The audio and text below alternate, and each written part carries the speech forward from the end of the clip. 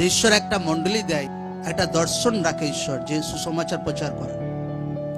তো লোকরা সেই দর্শনের সহিত থেকে সেবা করার আছে, সে দর্শনের সহিত থেকে আগে বাড়ার আছে।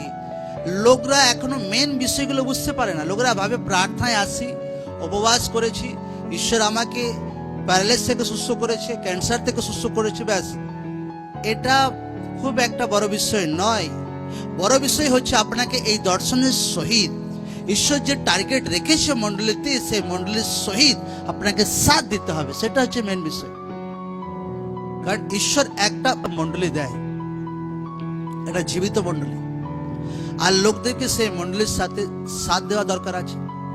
সেই মণ্ডলী যা কিছু বিষয় বলা হচ্ছে লোকদেরকে সেটা শোনা দরকার আছে, লোকদেরকে সুসমাচার পার্টনারশিপে নাম লেখানো দরকার আছে। তো লোকরা এইভাবে ব্লেসড হয় যখন দর্শনের সাথ দেয়।